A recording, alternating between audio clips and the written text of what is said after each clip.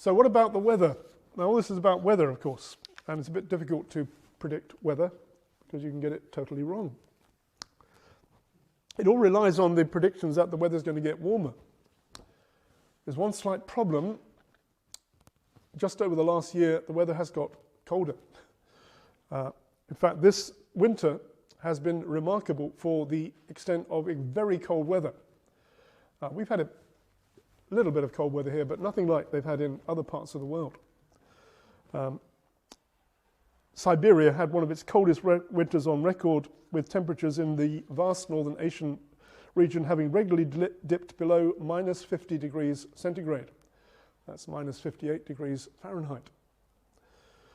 Since mid-December 2020, much of Central and Western Asia has also been battling brutal and unusual freezes over the past few months, which in turn have led to food and energy prices soaring to record heights.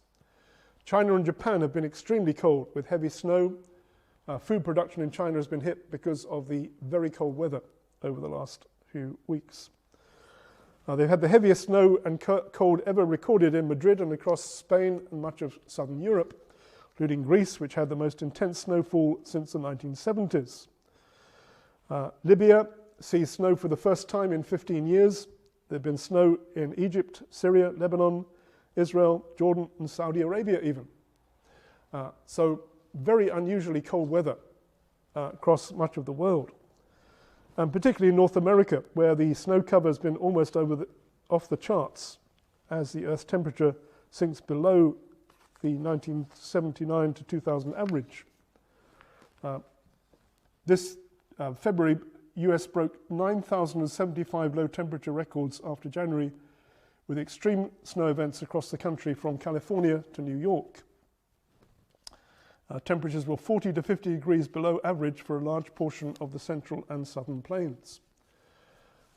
So is this a trend in the world to come?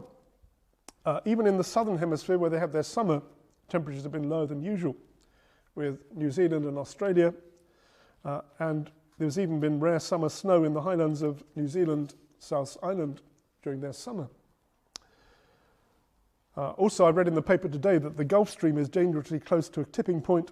The ocean current is at its weakest over 1,000 years and could plunge Europe into a deep freeze. So that's not very good news. It's not a very good news as well if you want to tell people that we've got to save us from global warming if it's going to get colder.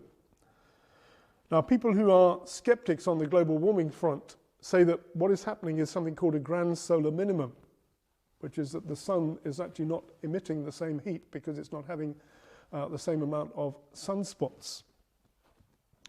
And when this happens, the Earth then faces colder weather, including very cold winters, as happened in the past. And if you go to the National Gallery, you can see pictures of this London Bridge with frozen solid, the Thames, and they're having ice fairs on it in the 17th century, in a period which was known as the Little Ice Age. They worked out that the reason for this Little Ice Age was it was a period when there was solar minimum and what we're having right now. Now, as I say, I'm a bit dangerous to predict the weather because it will go into reverse. But the interesting point is that this is something over which we have no control. We can't control what happens with the sun. We can't control what happens with the wind and with the ocean currents. Also, some scientists are saying that as a result of this phenomenon of the solar minimum, it affects the rays of the sun coming to the Earth, and it actually causes us to have more earthquakes and volcanoes. Now, I personally don't understand the connection, but I read this in one paper. So another one of the features of the last days is an increase in earthquakes and volcanoes. We also saw that the very cold weather which hit the United States recently, hit Texas in particular, it knocked out the electricity system. One of the reasons it knocked out the electricity system in Texas was because they'd gone over to quite a large amount being on renewables, on wind farms. When this cold weather came down, the wind farms actually froze and didn't work, so people had to then switch over to the regular source of electricity.